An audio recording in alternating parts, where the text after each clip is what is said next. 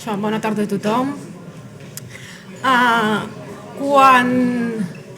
Quan emprens una investigació sobre arquitectura tradicional des de la disciplina antropològica, a banda d'alguna manera de buscar la informació pertinent que busquem tots, busques persones que et puguin explicar de forma directa, a través de l'experiència, quins han estat els usos pràctics que acollien aquest tipus d'edificacions, aspectes tècnics i funcionals també dels seus elements, la vida social al voltant d'aquestes edificacions i, evidentment, també la significació i el valor que les persones li atribuïen en el seu context, diguem, quan aquesta arquitectura estava en funcionament. Aleshores, normalment, acabes recorrent a persones ja de certa edat, persones que encara queden i que et poden explicar coses interessants.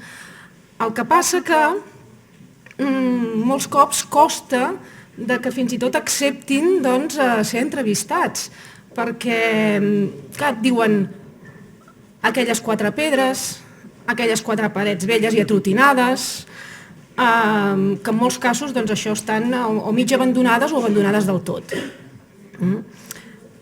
Són coses que per ells d'alguna manera formen part d'una vida passada, són edificacions que han perdut la seva funció i que per ells d'alguna manera no tenen el valor que nosaltres li puguem donar, sobretot la part dels que esteu aquí, dels que ens dediquem a estudiar el tema del patrimoni.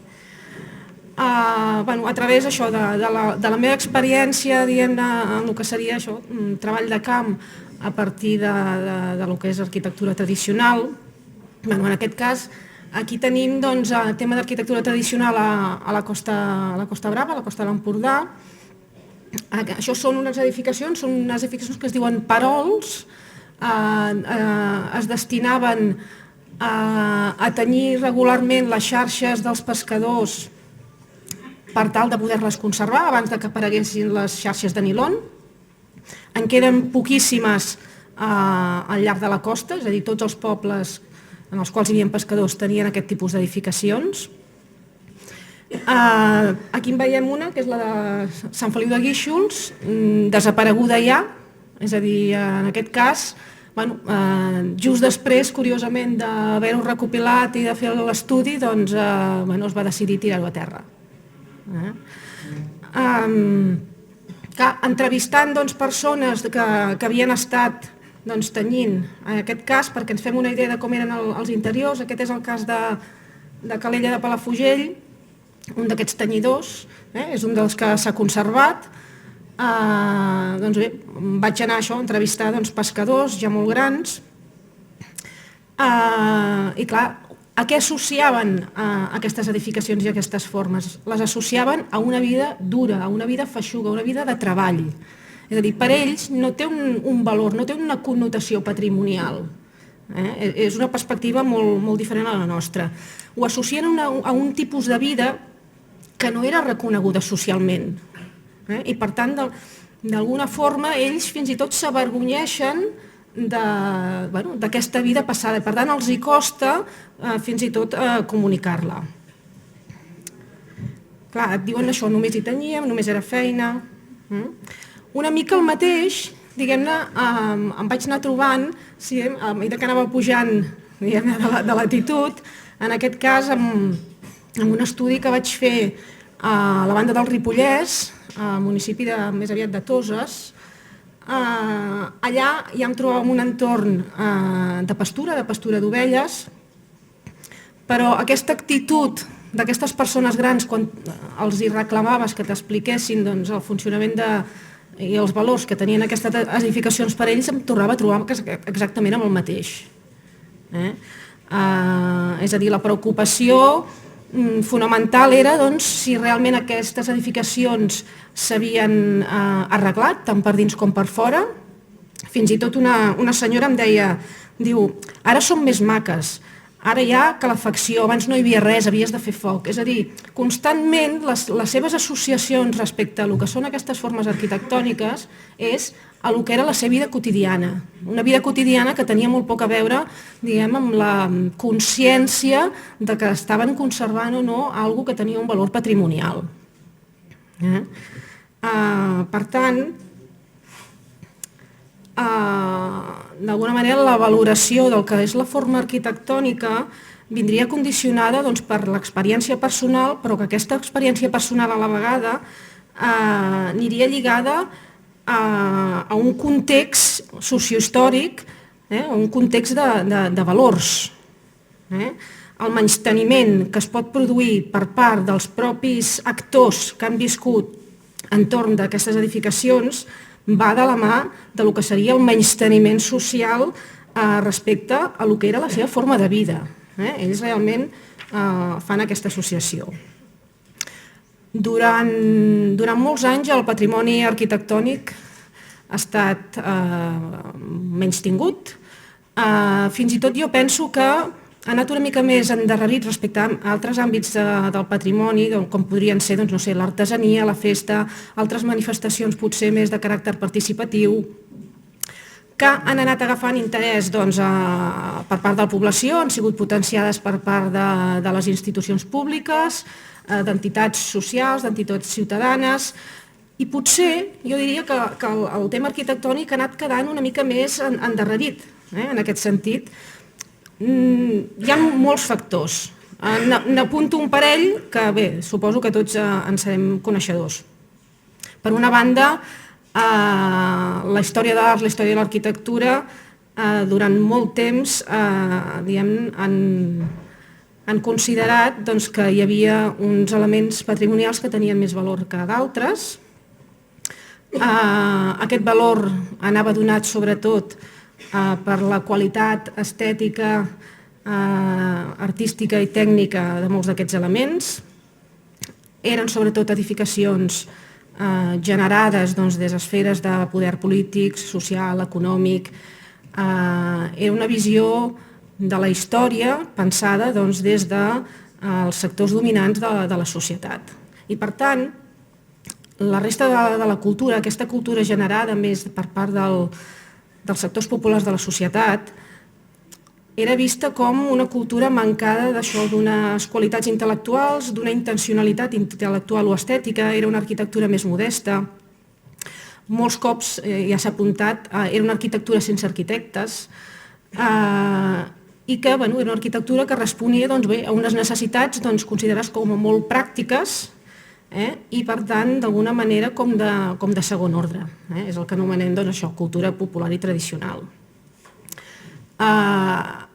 Jo penso que encara ara, diguem-ne, estem arrossegant aquest patró, aquesta idea, i bé, és possible que això, molts dels professionals de l'arquitectura també us trobeu que a l'hora de treballar amb gent d'institucions que tenen responsabilitats respecte al patrimoni, a l'hora d'incloure o no en els catàlegs elements patrimonials d'aquest tipus, hi ha dificultat encara ara. Jo almenys, diguem-ne, personalment m'hi he trobat. D'altra banda, també, no s'ha de menystenir la pressió, urbanística sobre el territori. També, jo penso, de la mà del turisme. Encara jo penso que estem en el patró aquell de que aquests aspectes culturals van a remolc d'altres tipus de consideracions de caràcter més de desenvolupament econòmic. La prova és en aquests tenyidors que es van tirar a terra, d'alguna manera els responsables es van curar en salut, és a dir, inventariem-ho, recollim-ho, que hi hagi un expert aquí que no us digui que no hem fet un estudi i després, d'alguna manera, tirem-ho perquè considerem que no val la pena respectar-ho. Clar, façana marítima, no hi havia massa interès.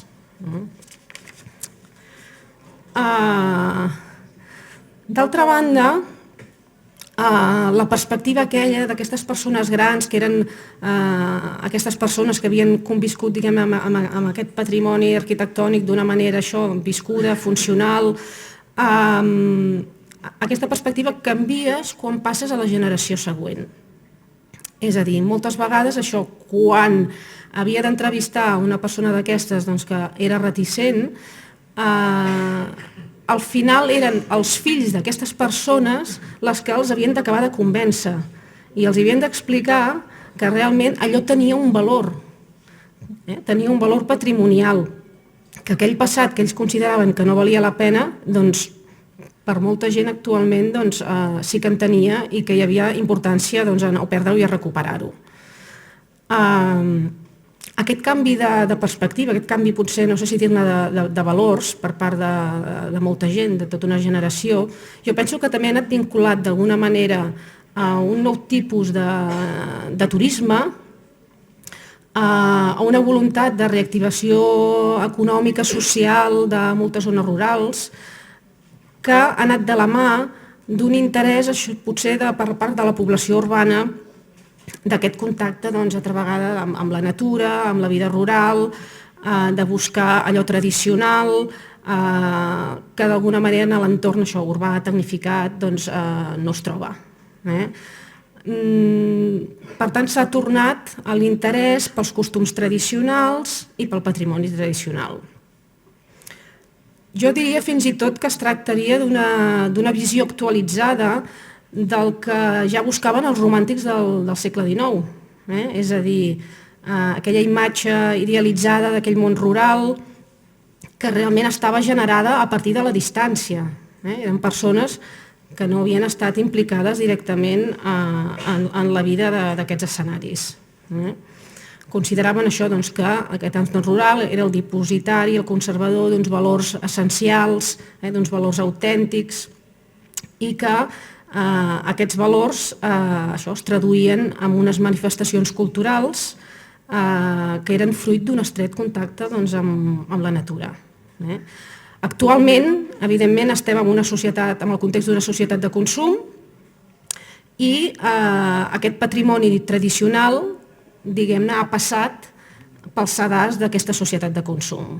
De la mà de molts agents institucionals, locals, el que s'ha fet és generar una mena de producte de consum d'acord amb uns criteris que connectarien amb interessos i amb expectatives d'aquests consumidors, d'aquest nou turisme rural, i que el que ha generat, jo diria, és més aviat això, un producte simplificat, un producte tipificat, un producte estetitzat, molts cops a costa de la veracitat, podríem dir, sociohistòrica i a costa de molta riquesa de significats.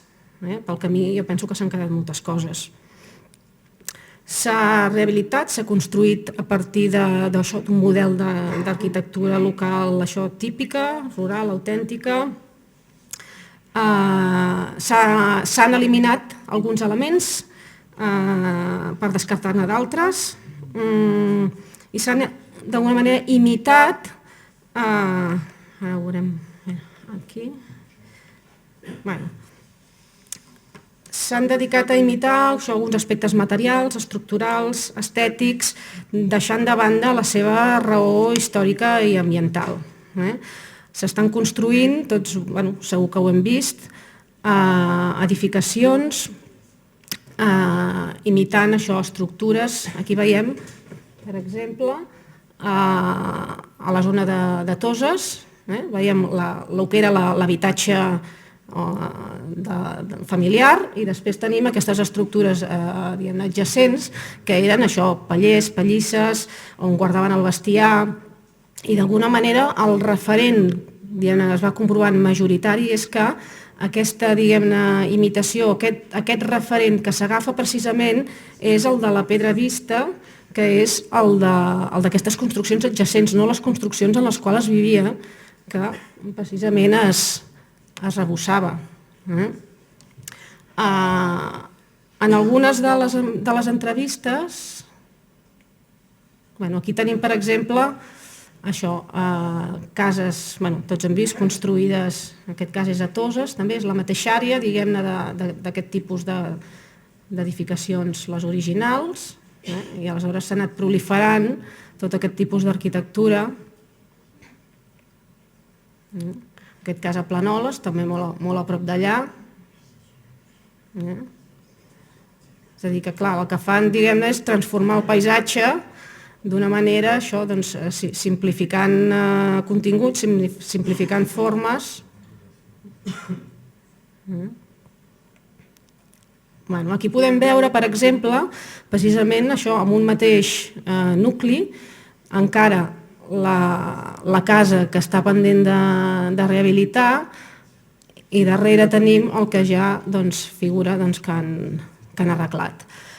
Curiosament, en aquest cas, la persona que jo vaig entrevistar m'explicava com ell havia ajudat el seu pare, havia ajudat el seu avi, que anaven a buscar la sorra al riu, que després barrejaven amb la calç, que després això posaven sobre la pedra perquè realment allò protegia del clima, tenia tota una sèrie de virtuts, però aquesta mateixa persona és la que a l'hora que es dedica al turisme rural repica, diguem-ne, les façanes d'aquestes edificacions. O sigui que realment, clar, la conscienciació respecte al seu propi patrimoni, el que tenen allà a la vora, aquest patrimoni que han heredat dels seus pares i dels seus avis, ells mateixos l'estan transformant, i d'alguna manera l'argument que donen és que han de tirar endavant, que la gent és el que li agrada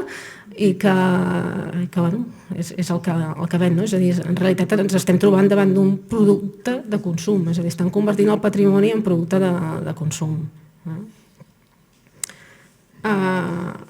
Moltes vegades, també em sembla que ja en parlarem, les mateixes normatives urbanístiques no ajuden massa en aquest sentit.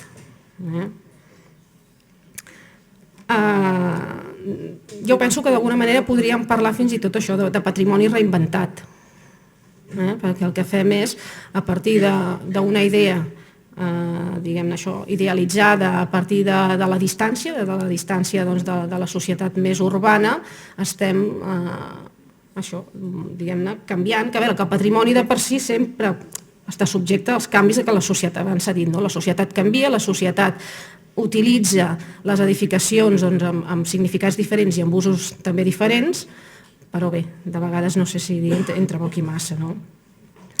Per tant, bé, per acabar, jo diria això, que el menysteniment en el que és el patrimoni arquitectònic tradicional acaba desapareixent aquest patrimoni, sigui per activa o sigui per passiva.